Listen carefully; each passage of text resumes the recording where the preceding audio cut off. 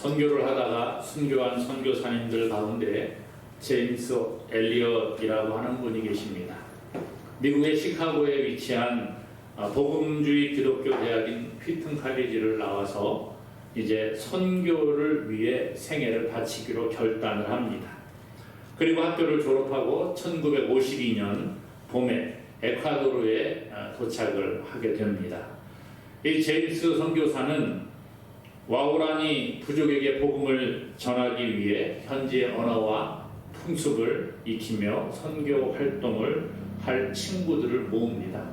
친구 4명과 함께 5명이 이제 이 와우라니 부족에게 선교를 할 준비를 하고 몇 달 전부터 비행기를 준비해서 선교 방송을 하고 선물 꾸러미들을 그 지역에 투하하는 그런 일을 통해 접촉을 시도합니다. 그리고 이제 결단의 날을 맞아서 이 제임스와 일행 4명은 1956년 1월 8일 와우라니 부족에게 직접 접촉을 하러 갑니다. 그런데 백인에게 적대적이었던 이 원주민들이 이 제임스 엘리엇 선교사와 4명의 친구들을 창으로 공격해서 죽이게 됩니다. 젊은 나이에 이 엘리엇 선교사가 죽음을 맞이하게 되었습니다. 이 제임스의 아내 엘리자베스는 남편이 순교한 후에 2년이 지나서 1958년 가을에 역시 자기가 목숨을 걸고 남편이 이루지 못한 선교 사역을 감당하리라 생각을 합니다. 그래서 복음을 들고 어린 딸 벨러리와 함께 아우카 부족을 찾아가게 되고 그 부족에게 복음을 전하게 됩니다. 그리고 이제 나중에 미국으로 다시 돌아오게 되었어요. 이 엘리자베스가 공개한 제임스 엘리엇이 휘튼 대학을 다니고 있을 때에 큐티하고 썼던 그러한 노트의 일부분을 공개를 했는데요. 이런 내용이 쓰여져 있었습니다. 결국은 끝까지 붙들 수 없는 것이 있다. 그리고 결코 놓칠 수 없는 것도 있다. 결코 놓칠 수 없는 일을 위하여 결국 끝까지 붙들 수 없는 그것을 바치는 사람이 있다. 결코 놓칠 수 없는 그 무엇을 위하여 결국 끝까지 붙들 수 없는 그것을 바치는 사람은 결코 어리석은 사람이 아니다. 젊음은 지나가는 것이다. 명성도 자기의 만족과 쾌락도 그리고 물질도 결국은 붙들고 있을 수 없다. 그것을 버리고 포기하는 자는 결코 어리석은 자가 아니다. 오 하나님, 오래 살기를 구하지 않습니다. 주의 뜻을 이루는 일에 제 삶이 쓰임받기를 소원합니다. 주여 나를 불태워 주옵소서. 이렇게 써놨어요. 영원히 끝까지 붙들 수 없는 것이 있다는 거예요. 그것을 여기서 보니까 명성, 자기의 만족, 쾌락, 물질, 또 자기의 목숨, 이런 것들은 결국 끝까지 붙들 수 없다는 거예요. 그러나 결코 놓칠 수 없는 것이 있다는 거죠. 그것은 복음, 하나님의 말씀, 사명이라는 거예요. 구원의 복음을 결코 놓칠 수 없다라는 것이죠. 이 제임스 엘리엇 선교사는 이 결코 놓칠 수 없는 구원, 하나님의 사명을 위해서 자기의 목숨을 바칠 각오를 했고 실제로 복음을 전하다가 순교하게 되었다라는 것입니다. 오늘 과연 우리는 어디에 우리의 마음을 두고 있습니까? 세상의 것들은 없어지는 것들이지요. 결코 우리가 끝까지 붙잡을 수 없는 거예요. 우리의 목숨도, 우리의 재물도, 우리가 가지고 있는 여러 가지 것들 다 끝까지 우리가 붙잡고 영원할 수가 없습니다. 하지만 하나님의 복음, 우리의 구원은 영원한 줄로 믿습니다. 오늘 우리가 종려주일로 지키는데요. 내일부터는 또 고난주간이 시작이 됩니다.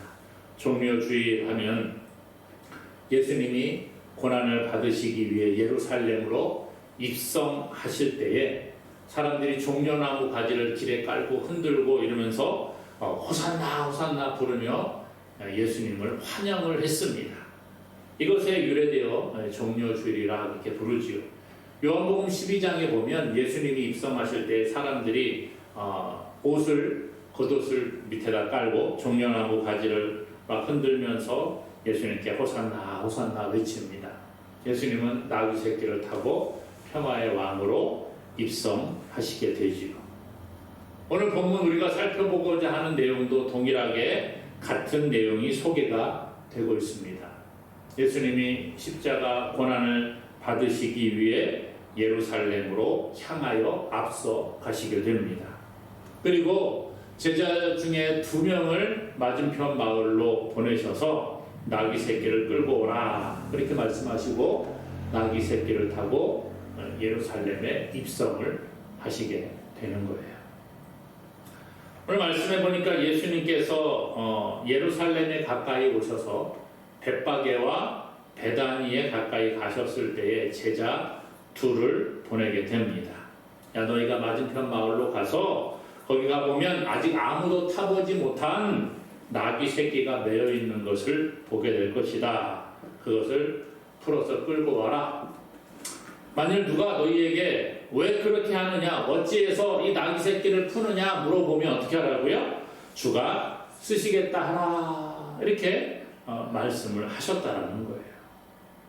예수님께서 6월절 명절에 예루살렘에 입성을 하시는데 오늘 말씀해 보니까 벳바게와 베다니에 가까이 가셨다. 그렇게 이야기합니다. 벳바게, 예루살렘 동쪽 약 1.5km 정도 떨어져 있는 마을입니다. 베다니는 약 3km 정도 떨어져 있는 그러한 마을이 됩니다. 여리고에서 예루살렘으로 갈 때에 사람들은 이 마을을 통과해서 예루살렘으로 들어가게 되었다는 것. 그러니까 예루살렘을 입성하는 그러한 길목에 있는 것이지요.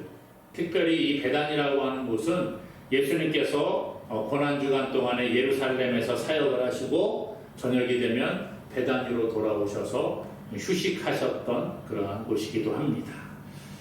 이곳에 이르렀을 때 예수님이 말씀하시는 거야. 제자 중에 2명을 부릅니다. 그리고 맞은편 마을로 가라. 그렇게 말씀하셨지요. 가면 아직 아무도 타보지 못한 나귀 새끼가 매여 있을 텐데 풀어서 끌고 와라. 이렇게 명령을 하십니다. 그냥 나귀도 아니라 나귀 새끼입니다. 아무도 타보지 않은 나귀 새끼. 이스라엘 지역은 산악지대가 많이 있는데요. 그래서 울퉁불퉁한 산지 오르막이 있고 내리막이 있고 그러다 보니까 사람이 걸어가기가 어려운 그런 곳이지요. 그런데 이 나귀는 지구력이 강한 동물로 알려져 있습니다. 그래서 이렇게 산악지대가 많은 이스라엘 지역에는 나귀가 최고의 운송 수단 가운데 하나였다는 거예요.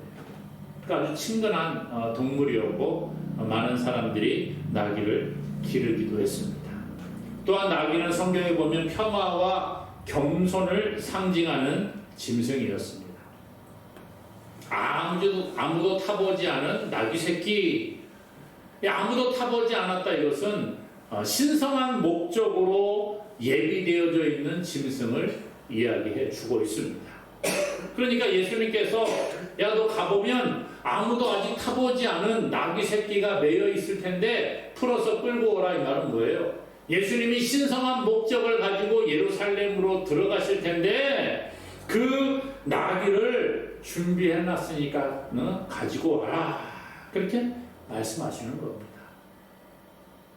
만일 예수님께서 우리에게 야, 너 가서 저 옆에 동네에 가가지고 저 부천에 가서 나귀 새끼 좀 풀어가지고 와라. 그러면 어떻게 하겠어요? 네.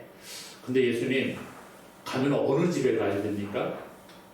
가면은 그 나귀가 한 마리밖에 없습니까? 아마 이렇게 물어볼 수 있지 않겠어요? 그렇잖아요. 어디에 있는지. 예? 마을이 뭐 아무리 적다고 해도 여러 가구가 살고 있을 거 아니에요? 한 집에만 나귀 새끼를 길렀을까? 모르겠어요. 그런데 이 제자들이 그런 의문점이 좀 생길 수 있습니다. 저 같으면 예수님 그 번지수가 어떻게 돼요? 아마 물어봤을지도 모르겠어요. 그 집의 특징이 무엇입니까? 나귀는 어떻게 생겼어요? 이렇게 물어봤을 것 같아요. 그런데 오늘 말씀에 그런 이야기가 나오지 않습니다. 물론 뭐 세세하게 기록을 안 했을지는 모르겠습니다만은 이 제자들이 예수님의 말씀에 순종해서 마을로 들어가게 된다는 것이죠. 오늘 우리가 예수님의 명령이라고 한다면, 주님께서 우리를 쓰시겠다고 하면 네 하고 그냥 순종하는 자가 될 수 있기를 원합니다. 예수님이 제자들 가운데 2명을 부르셨어요. 예수님 왜 저를 부르세요? 저기 옆에 놀고 있는 친구도 있잖아요. 이렇게 말하지 않았다는 거예요. 예수님 저는 좀 바빠요. 지금 오늘 제가 할 게 많은데요. 제가 오늘 집에 가서 일을 해야 될 것도 있고요. 제가 오늘 좀 설거지도 안 해가고 와가지고 빨리 집에 가서 설거지도 해야 되고요. 이렇게 말하지 않았다는 거예요. 예수님의 제자들이 여러 명이 있었지만 2사람을 불러서 일을 맡기실 때에 자기 생각을 가지고 이야기하지 않습니다. 자기의 주장을 펼치지 않습니다. 예수님 이해가 안 됩니다. 그 주인이 어떤 사람이에요? 미리 이야기는 됐습니까? 이렇게 말하지 않았다는 거예요. 그냥 순종합니다. 저 사람이 더 적임자 아닙니까? 저는 대인 기피증이 있었고 말을 잘 못해요. 그런 사람 있잖아요. 어디 식당 가서 뭐 주문 좀 해보라고 하면 자기는 뭐 선택 장애가 있대. 그래갖고 주문을 못한대. 뭐 말하려고 그러면 뭐 좀 반찬 좀 더 달라고 좀 이야기해보라 그러고 나 그런 거 할 줄 모른대. 왜 그걸 못하냐 이렇게 물어보면 자기는 한 번도 그렇게 해본 적이 없다는 거예요. 예수님이 말씀하시는데 예수님 저는요 그런 거 한 번도 해본 적이 없어요. 저 알잖아요. 저는 내성적이래 갖고요 어디 가서 말도 못하잖아요. 근데 어떻게 저를 시키세요? 그렇게 말하지 않았다는 거예요. 오늘 우리가요 신앙생활을 하면서 이런 일을 겪을 때가 있습니다. 하나님은요 우리에게 무언가를 말씀하실 때에 우리의 상식에 이해가 되는 것만 말씀하시지 않을 때가 있다는 거예요. 내가 이해되는 것만 이야기하시면 얼마나 좋겠어요. 내가 할 수 있다고 자신 있다고 생각하는 것만 하라고 하면 얼마나 좋겠어요. 그러면 참 좋을 것 같아요. 그런데 때로는 하나님께서는요 내가 잘 이해가 안 되는 거 하라고 하실 때가 있어요. 내가 잘 못한다고 생각하는 거를 나에게 하라고 하실 때가 있다라는 거예요. 그때 우리가 어떻게 합니까? 순종하는 사람이 될 수 있기를 원합니다. 이것이 필요한 거예요. 노아를 보니까요 하나님께서 노아를 부르십니다. 야, 너 저 산에다가 방주 좀 만들어라. 그러니까 노아가 어떻게 해요? 방주를 만들기 시작을 합니다. 우리가 생각할 때는 배를 만들어라 그러면 물 옆에서 만들어야지 배를 만들었을 때 물에다 띄우기가 좋잖아요.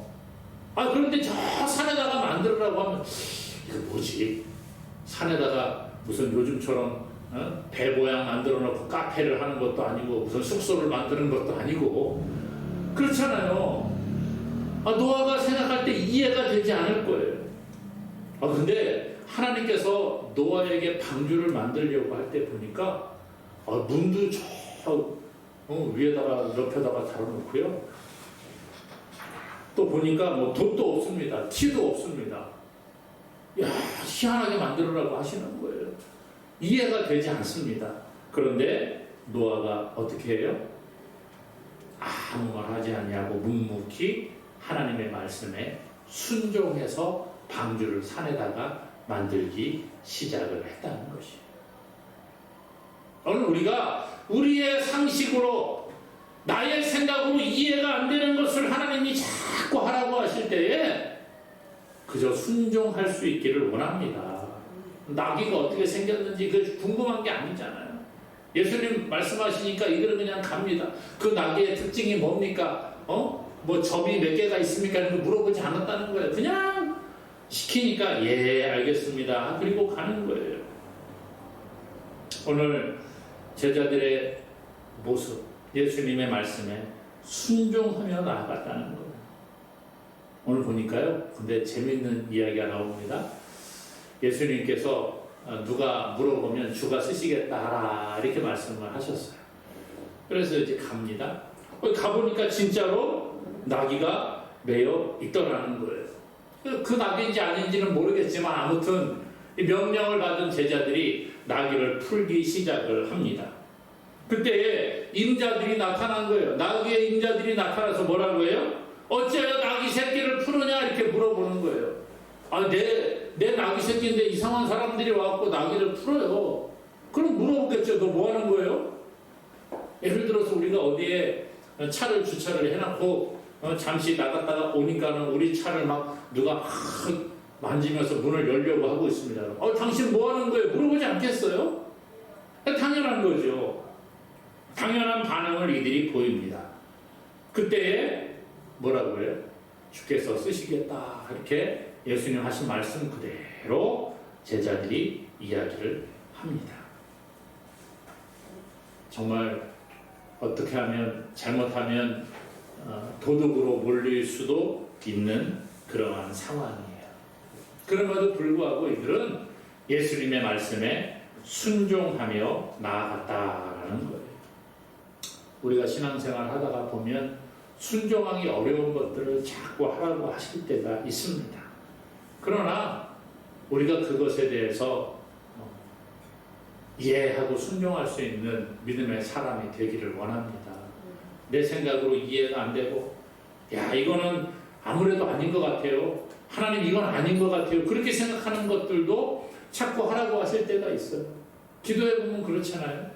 내가 볼 때는 분명히 이거 아닌 것 같은데 하나님 자꾸 하라고 하시는 거예요. 그럼 어떻게 해야 돼요? 세상의 소리에 귀를 기울이지 말아야 한다는 거예요. 때로는 우리가 세상의 소리에 귀를 기울여야 할 때도 있지만 때로는 하나님의 명령이 정확하다고 하면 세상의 말에 귀를 닫아야 될 때도 있어요. 그래야지 순종이 되는 거 아니겠습니까? 오늘 제임스 엘리엇 그 선교사님 이야기했잖아요. 세상의 소리를 들었다고 하면 아마 선교 못 갔을 거예요. 그런데 아니요. 그게 하나님의 뜻이라고 하면 내 생각과 내 경험을 내려놓고 하나님의 말씀에 순종하는 자가 되어야 하는 줄로 믿습니다. 사랑하는 여러분, 주님께 순종한다고 하는 것은 내가 이해가 안 되어도 나에게 좀 손해가 되는 것이 있고 내 경험상 전혀 말이 맞지 않아도 그것을 믿음으로 나아가는 것입니다. 이런 믿음의 순종이 저와 여러분에게 있기를 주님의 이름으로 축복합니다. 오늘 보세요. 제자들이 마을로 갑니다. 갔더니 정말 이 매여있는 나귀 새끼를 발견을 해요. 그리고 풀어서 끌고 가려고 하는데 누가 나타나요? 나귀 새끼의 임자가 나타납니다. 임자들이 나타나서 어찌하여 나귀 새끼를 푸느냐 이렇게 물어보지요.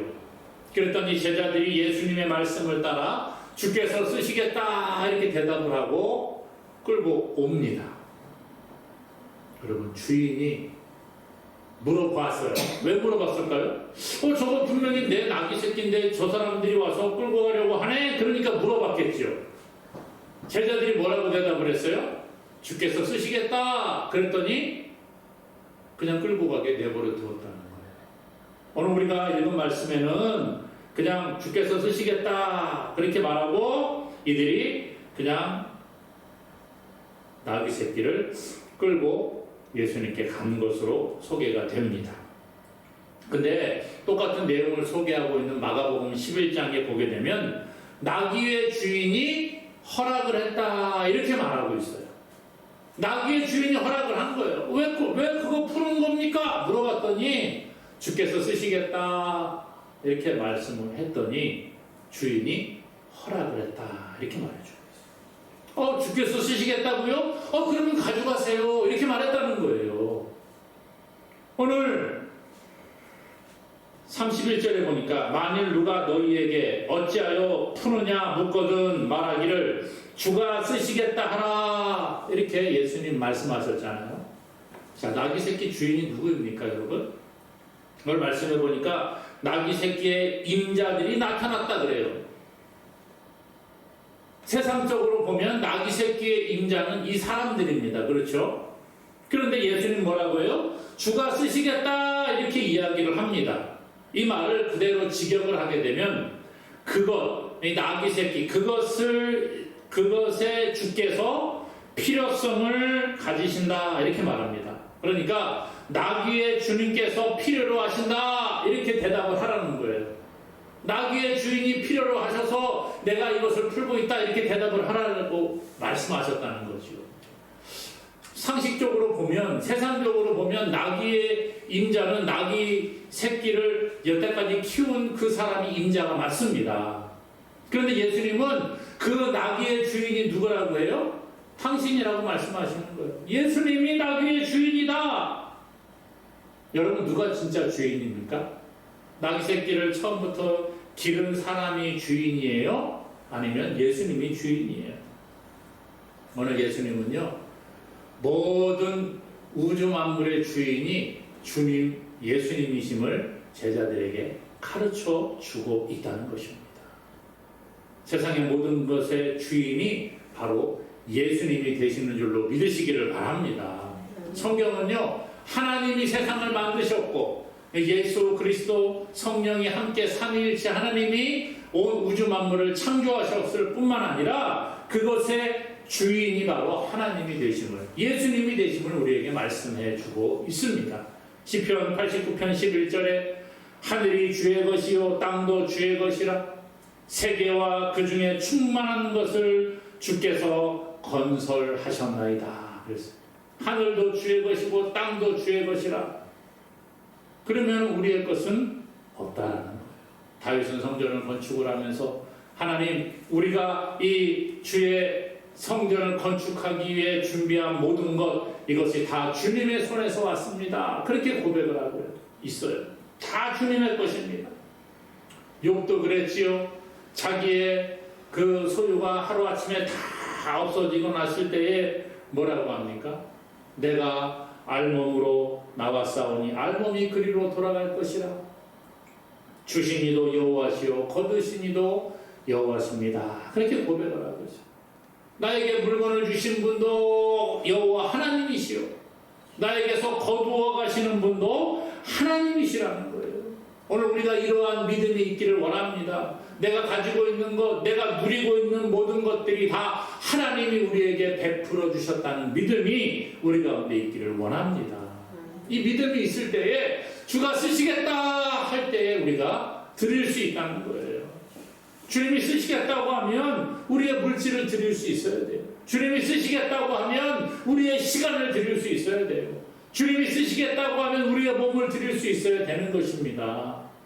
오늘 나귀 새끼의 주인들을 보니까 주께서 쓰시겠다 말했더니 그래 맞아, 이 나귀 새끼의 진짜 주인은 예수님이시지, 그래요 가져가세요 그렇게 말했다는 거예요.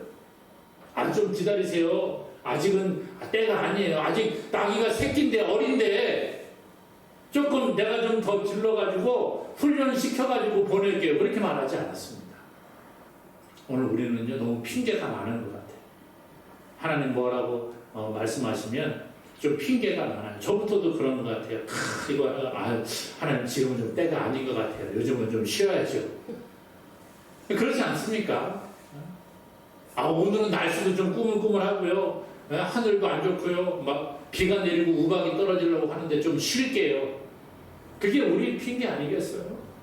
하나님 저는 좀 몸이 좀 아프니까요. 이제 좀 몸 좀 나음을 할게요. 그게 우리의 모습 아닙니까? 오늘 우리는 너무나도 이유가 많고요. 핑계가 많아요. 오늘 그런데 이 나귀 새끼의 인자들은 그렇게 하지 않았어요. 주께서 쓰시겠다 하실 때에 아무 말 없이 그렇게 보내는 믿음의 모습을 보여줍니다. 오늘 바랍기는 오늘 저와 여러분들에게도 주님께서 쓰시겠다 말씀하시면 내가 가지고 있는 것들 아까워하지 말고 주님께 드리는 저와 여러분 되기를 주님의 이름으로 축원합니다. 그래서 오늘 예수님이 이 나귀를 타시게 되지요. 말씀해 보니까 제자들이 겉옷을 벗어서 나귀 새끼 위에 올립니다. 그리고 예수님을 거기에 타고 이제 예수님이 입성을 하시게 됩니다. 예수님이 입성하시는 그 길에다가 옷을 벗어서 깔아줍니다. 예수님을 왕으로 인정하는 거예요. 레드카펫을 쫙 깔고 거기 배우들이 어디 영화제 같은 데 가면 레드카펫 쫙 깔으면 거기 쫙 가잖아요. 주인공 예수님이 나귀 새끼를 타고 가실 때에 옷을 깔아서 그 위로 왕의 입성을 알리는 거예요. 물론 이들은 로마의 압제 가운데 있을 때에 자기들을 로마의 압제로부터 해방시킬 정치적인 메시아로 예수님을 그렇게 환영했는지는 모르겠습니다. 그러나 예수님은 이것을 통해서 스스로 만왕의 왕이 되심을 인정하셨다는 거예요. 그리고 오늘 말씀해 보니까 예수님이 가실 때 사람들이 하나님 예수님을 찬송하죠. 찬송하리로다 주의 이름으로 오시는 왕이여, 하늘에는 평화요 가장 높은 곳에는 영광이로다. 하나님을 찬양하고 있습니다. 오늘 우리가 신앙생활하면서 헌신하고 뿐만 아니라 하나님을 찬양하고 예배하는 자가 되어야 합니다. 오늘 우리의 욕망을 따라 예배하는 어리석은 자가 되지 않기를 원합니다. 우리의 생명의 구원자 되신 그분 앞에 우리의 영원한 찬양을 올려드리기를 원합니다. 주께서 쓰시겠다 말씀하실 때에 우리가 순종하셔 우리의 것을 헌신하고 내어 드릴 뿐만 아니라 오직 하나님의 영광을 위해서 우리가 살아감으로 하나님을 찬양하고 우리를 통하여서 하나님이 영광 받으시는 놀라운 역사가 있기를 주님의 이름으로 간절히 축원합니다.